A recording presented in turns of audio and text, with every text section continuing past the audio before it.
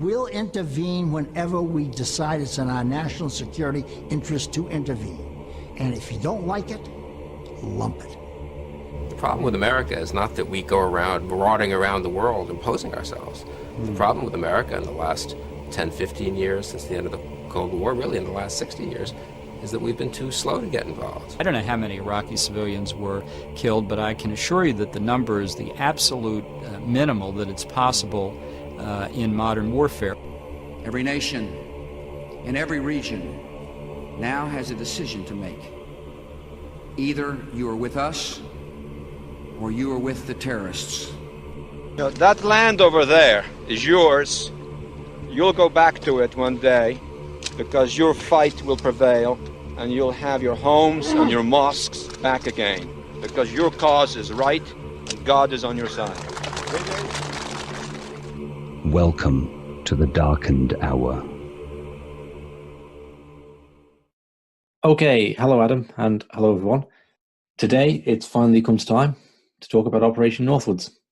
Adam, go ahead. What is Operation Northwoods? Well, Operation Northwoods was a drafted proposal which involved the Central Intelligence Agency and some elements from the Department of Defense. In it, that they would conduct acts of terrorism against U.S. military targets in Cuba and give the appearance of terrorism against U.S. citizens and blame the Cuban government, which in turn would have the public backing for a war, an invasion against Cuba. This is commonly known as a false flag. Due to the rise of communism in the 1950s in Cuba, led by the rise of Fidel Castro, the U.S. government was absolutely fearful of the continued infiltration of communism of inside U.S. interests abroad, and especially inside the United States. Just 2 years prior, during the final year of Eisenhower's tenure as president, another covert intelligence military operation was also drafted, and that was termed, it was codenamed Operation Mongoose, which was officially authorized by the newly elected President Kennedy on November 4th, 1962.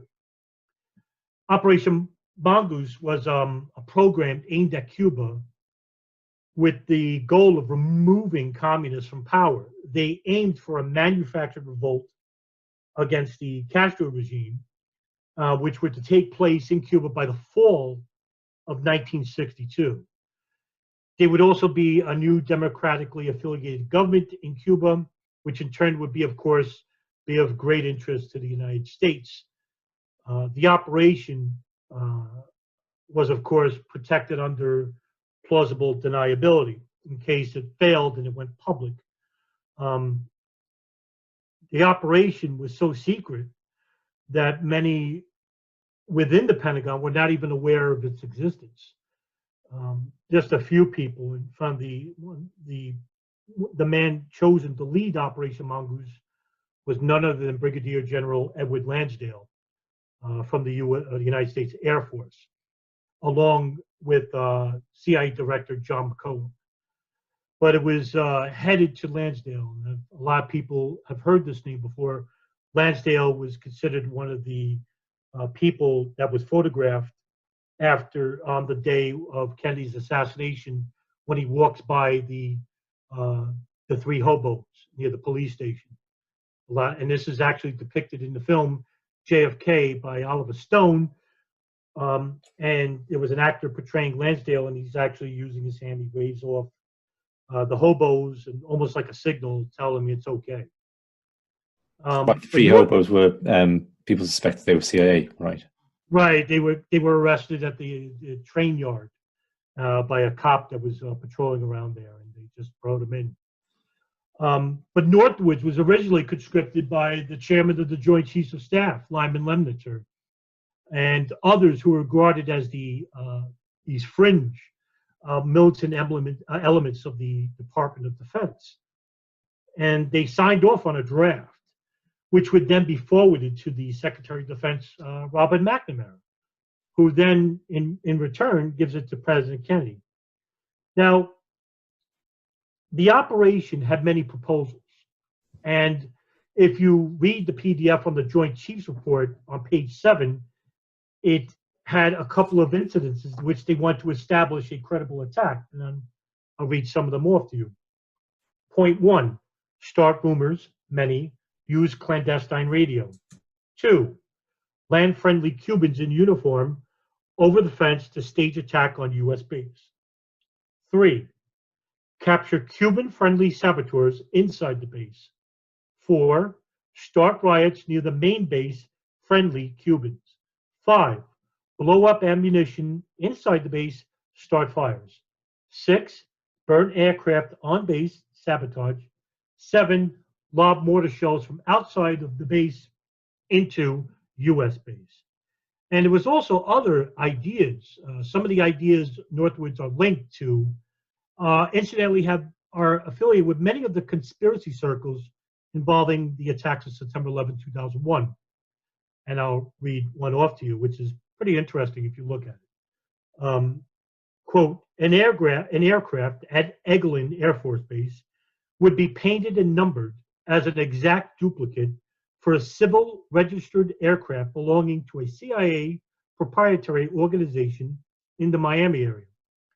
At the designated time, the duplicate would be substituted for the actual civil aircraft and would be loaded with selected passengers or boarded under carefully prepared aliases. The actual aircraft would be converted to a drone.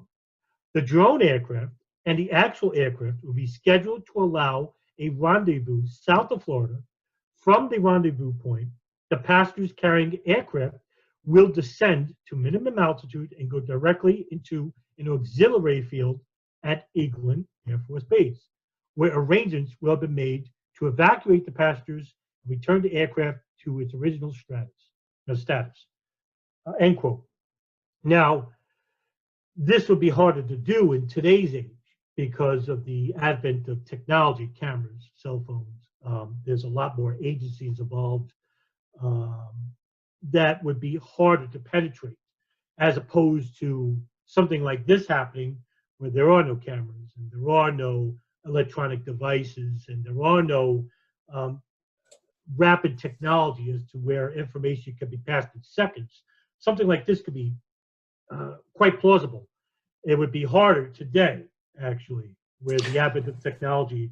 Okay, well, that's kind of what we're talking about, right? Because a lot has been said about Operation Northwoods in relation to 9/11.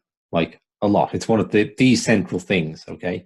That if you talk to people who are interested in the conspiracy of 9/11, you know, the demolition of the towers is the big thing that everyone knows about, right? That's the big talking point. But Northwoods is, you know, top 3, top 5 on the list, I would suggest, because the documents were declassified. I think they were fully declassified just inside 2001, right? Just prior to 9/11 itself. I meant to note that down. I didn't, but I think that's the correct date. So right before 9/11 happens, it's almost like, well, you know, from the perspective of, say, someone who's looking at it as a conspiracy, it's almost like the archetypal blueprint of such an event is published, where they're talking about faking shoot downs of aircraft and so on. And yeah, like, really valuable document. Probably worth talking as well about Lyman Lemster going off to Europe, because President Kennedy sacked him after, effectively sacked him right after Northwoods for That's right. proposing such a thing, but transferred him to be like Supreme Commander of NATO in Europe. And that's when you have like the false flag terrorism, the Gladio operations happening there that coincides with that time period of, you know, blowings up of train stations and cars, particularly in Italy, where as carried out by right-wing groups to pin it on the Italian left, and with the backing of the Italian state and security services. So, yeah, Northwoods probably tells you more about what went on in Europe during the 60s and 70s than it does about 9/11 in some ways. Not to take away from what it says about 9/11, but there's this really, really direct link there. I think, okay, so my circuitous point is like, why are we talking about Northwoods when it's so well documented? I think one thing that's like we've discussed, Adam, is the influence Northwoods has had on conspiracy culture, right? So around about now, I'm going to say I noticed this around about 2010 time. Okay, really of the Boston Marathon bombing and then with the Sandy Hook shootings, this idea came about in conspiracy culture of fake terrorist attacks. Okay, where there were no victims, the victims were actors or whatever, and this has become like a much bigger meme over the past decade in a way that I don't recall anyone talking about this with the 7/7 bombings in London or with 9/11. Right, there's a tiny number of people who say like, yeah, the buildings were all evacuated that day or something, but not really. I suppose people do talk about it in 9/11 and saying, well, the planes were swapped at some point. And I can only think that's coming from reading Northwoods. So do you think that's accurate, Adam, that it has had this big effect for good, right? Because there's no doubt Northwoods is like really big insight into the nature of the state and state violence and false flag terror, but also influence the way we're now looking at false flag terror. The old proponents, the old guard of the 9/11 conspiracy circles, like Alex Jones, Jim Mars, and Jim Fetzer, actually were the first people to bring up the correlation between Operation Northwoods and the September 11th, 2001 attacks. This has a double-edged sword feel, if you will. One, it brings light into a covert military operation, which is good to the public. But two, also, it lends to the fact that that the fantastical started to take ahead or start course because of the advent of swapped out planes or CGI and all the other fantastical scenarios that come with it. What has happened because of that is that now today, if we look at forums today or conspiracy circles today, they become far more extreme in their ideals, in their scenarios. It almost borderlines banality, if you will. I hear now that the people who actually saw the planes were under, as of recent, there was a person that actually says that all the people who saw actual planes were under an MK Ultra type of program, that these people actually are agents of the state, if you will, or every single one of them. So I think that's a detriment in terms of talking about the actual anomalies of 9/11. But also, too, at the same time, like I said before, the only good that could come from this is that, yes, that there are elements of the Department of Defense or the intelligence apparatus that are willing to do detrimental things even to its own citizenry to achieve a common goal. Okay, so on that note, I'd like to propose something to you about Northwoods. I've made one proposition that it's had this influence on conspiracy culture, right? And if I'm wrong about that, then I'd be happy to hear where like other things have influenced conspiracy culture to go the way it has. But it just seems like a connection to me. The other point I make, just to sort of re-quote a couple of things you mentioned, okay? In some ways, the Northwoods documents emphasize a care not to harm people, okay? So it doesn't say, like, just shoot down a passenger plane. It says, like, place a drone and shoot it down. In other ways, not, right? So they talk about exploding plastic bombs in Miami. Yeah, you can't really guarantee that's not going to hurt people. Injuring Cuban refugees. Well, if you're exploding bombs, what's the distinction between injuring and killing, right? And injuring, what does that mean? Like blowing people's limbs off? Sinking an incoming boat of refugees, real or simulated, right? So it's pretty clear that murderous actions were on the table here. And of course, the whole idea is to start a war. So murder is most definitely on the table. But on the US side, we talked about the airplane. Also, one that strikes me is sinking a ship near the harbor entrance, conducting funerals for mock victims, okay? And they refer to that as a Remember the Maine incident, right, which refers to the sinking off the USS Maine in Havana Harbor, 1897, I'm going to go with, which essentially like it was used as a justification to start the war with Spain. The boat was meant to hit a Spanish mine. It very definitely didn't. The explosion was very definitely internal and ultimately attributed to the coal bunker exploding. So it was either there was a design flaw on those kind of ships where the coal bunkers were susceptible to going up, or it was helped along its way to get the war with Spain and ultimately take Cuba and the Philippines. And I don't think there's ever been a conclusive like answer to that. It's just interesting to see like top US military brass referring to that just casually as if it was a false flag. And I wonder if there is a kind of culture in the military of like a kind of acknowledgement that it was in certain circles. I don't know. But you said, Adam, that it would be harder to do this today, right? And here's what I like. My second proposal is that it would have been actually impossible to do this stuff in the 1960s, right? Like, how are you going to arrange mock funerals for US soldiers? Like, where do you get the people from? You know, so you've got a load of people stood around crying at this funeral, okay? And now they're all in, right? Because they know how many funerals, how many people come to a funeral? 20, 100, 200, you know? So they're all people who know, so, you know, that this scam has gone on, right? Do they talk? Okay, but that's like a military boat is still keeping it in the military. If you pretend to shoot down a civilian aircraft, suddenly you've got a whole bunch of non-existent victims, right?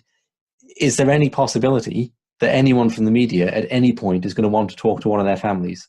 You know, like we have documentaries made about the families who lost people in the Twin Towers, including the Pentagon, right? There's a really insightful and in some ways heart-wrenching documentary about the victims, the family members of the people on Flight 77 and who were working in that wing of the Pentagon that day.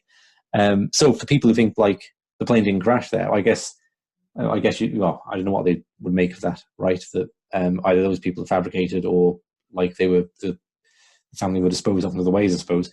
I suppose that's what they make of it. But, you know, what I'm suggesting is you can't really fake something like that, not now or not in the 1960s. It's just this massive risk. So is it possible that Lemnitzer then, the actual intention was to actually shoot down a plane full of civilians and to actually sink a boat of military personnel and actually kill US citizens? But he didn't feel he could put that in a policy document and send it to Robert McNamara and President Kennedy. Right now, I don't know, but what I'm suggesting is the plan on paper is completely impossible. It just couldn't be done. And because that's what like I would say and you would say about things like faking a Sandy Hook shooting, right? Like I don't understand with this modern wave of synthetic terror, right? And I mean really synthetic. I don't mean, you know, like double agents pulling off terror. I mean synthetic to the point where there are no victims. Where do people suppose the pretend victims come from? Like the family members of the kids, the Sandy Hook kids, right? Are they like, if they're paid actors? Like if I suddenly saw you pop up on TV and say like you lost your whole family in some terrorist incident and your name's Bob, it's hang on, that's Adam, you know? He doesn't have a wife and 6 kids, whatever, you know? It's so unless these people are grown in vats underground in some secret military base and then, you know, produced for this one role, it's completely like the counter hypothesis to explain how this could be the case. It's completely impossible, right? And I would suggest it was also impossible in the 1960s. So again, I'm going to mark this out as speculation because obviously it has to be. But you know, I'm just discussing. Has this idea of pretend victims ever been a real thing? Okay, and could anyone point to an example in history where a state has carried out like a false flag thing and actually just made up victims? I get you can do it in foreign lands, okay? Like the whole thing with the Kuwaiti ambassador's daughter saying about babies being pulled out of incubators in Iraq that like George Bush used to get the US into the first Gulf War. Well, then you're making up victims. But, you know, it's in a war-torn country on the far side of the world. Yeah, you can do that, but not on US soil because the media is not that complicit, right? You can, and you're just creating this huge number of people that can talk. So, I mean, yeah, any comments you want to make about that? Does that sound like a reasonable kind of proposition about Northwoods and current day terror? Right.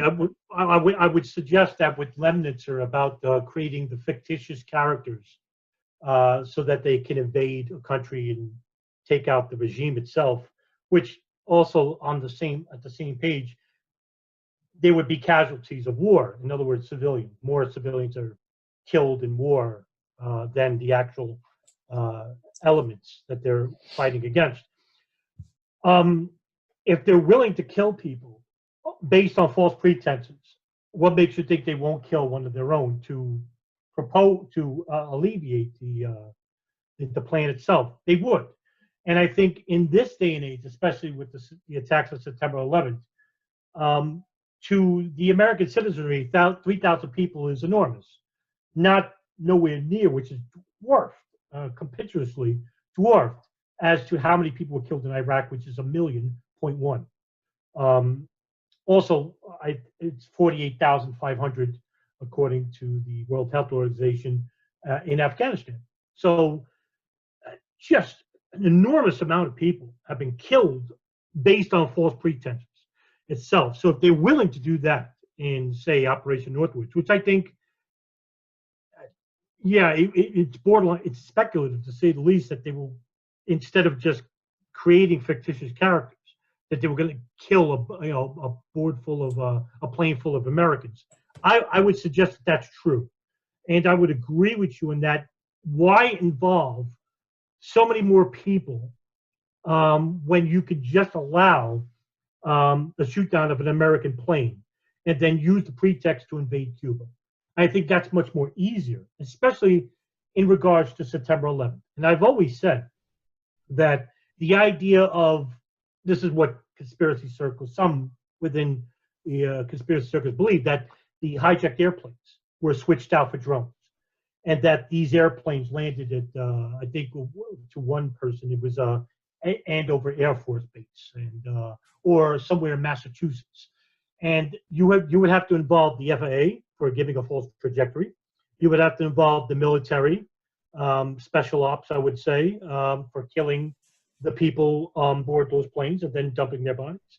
3, the National Transportation Safety Board, who have to decipher the black boxes, the trajectories of those planes. So and also the numerous dozens and dozens, and we're talking thousands of first responders, firemen, Fairfax Search and Rescue, Montgomery from Pennsylvania, from New York, from Washington, who were involved in search and rescue operations in Pennsylvania and Washington, who had collected human remains aboard the passengers, who had collected pieces of the plane belonging to the hijack. All those people, we're talking thousands of people now, had to have been either threatened by nefarious agents of the state government not to say anything and go along the plan, or they were involved with the plan themselves.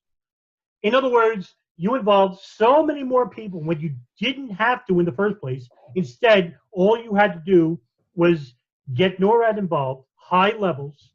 We're talking about Larry Arnold, Ralph Eberhart, creating these exercises that would have the intercept jets fly far away from New York and Washington and allow the hijacked jets simply just to crash into the targets, hereby killing all the people you had to kill anyway. Whether you want to say they were piloted or remote control planes, I don't disagree with remote control, by the way, because you can't really just leave it up to the hijacking pilots. It could deviate off course at the last second, but you had to kill everybody on board anyway. So that's a lot more feasible, a lot more realistic than involving thousands and thousands of people who weren't involved anyway, and also not to say anything 20 years later. And so far, nothing. I think that's the problem. I think that's what holds back the 9/11 truth community as a whole. What I don't see with that issue around flights 93 and 77, and we've been, quite open that you will debate anyone on this issue, right? We've not had any. We've had some takers who have disappeared when it comes to it, but we've not had anyone actually go through with that. But there's not a plausible counter hypothesis, right?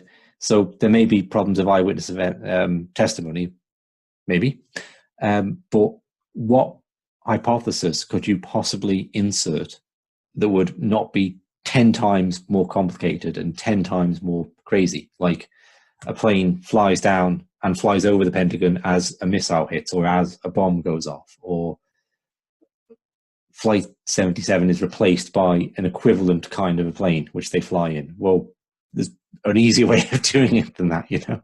Just why replace it? You know, just none of them begin to make sense.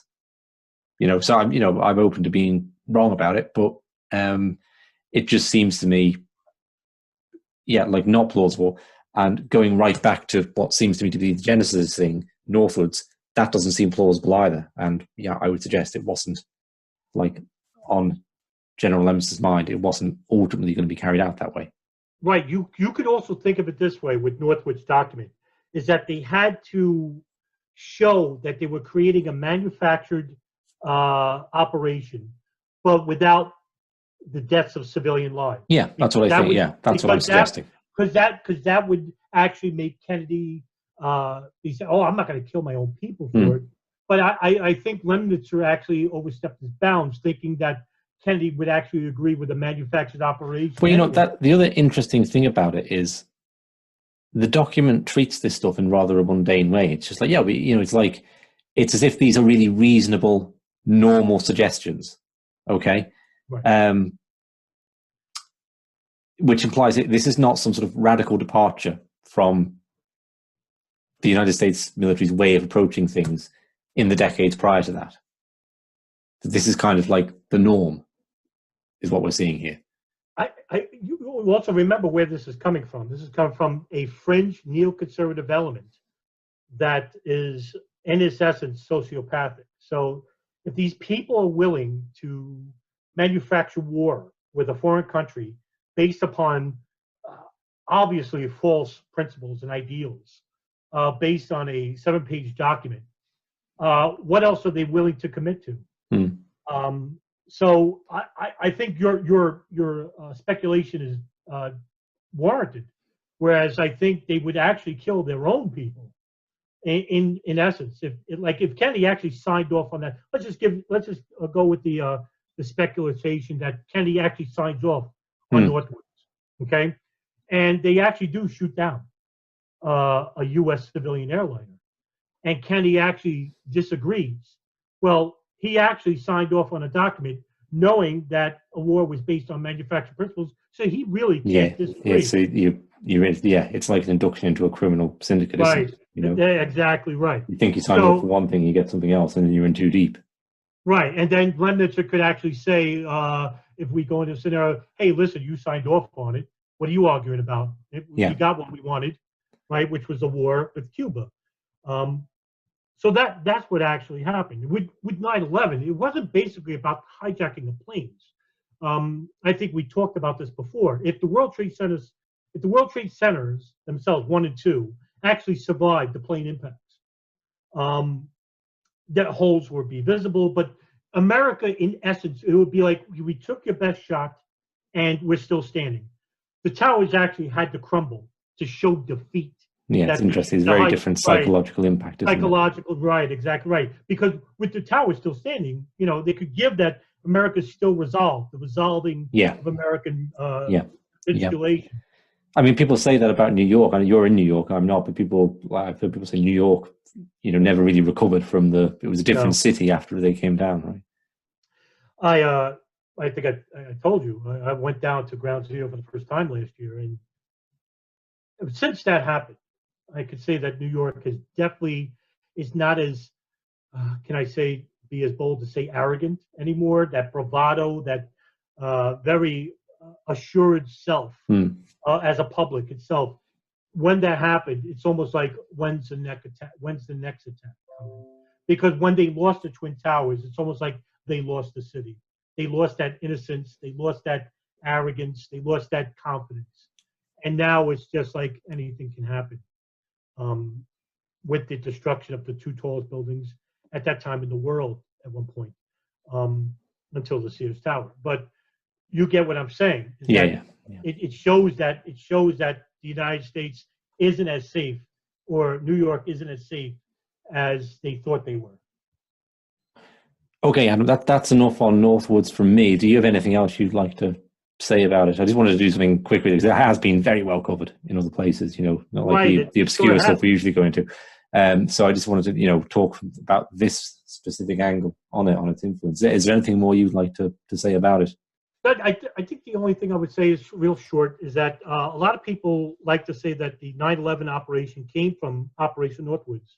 And I would say that's quite erroneous, to say the least. The idea of hijacking planes and using them to crash into targets came from the Bajinka plot. And that was where the first instance where they wanted to hijack planes and crash them into American targets. That wasn't necessarily detailed in Operation Northwoods.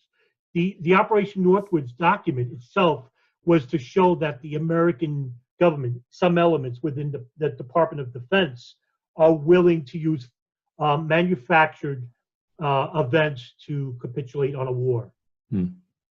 So that's the difference between Operation Northwoods and the Bajinka plot and the ideas for 9/11. So if anybody's out there saying that the 9/11 operation came from Northwoods, don't be, it's a mistake. The operation itself came from the Pachinko plot. And that's for another show. Sure, we can talk about that directly. Sure. Thank you very much, Adam. Thank you, Richard.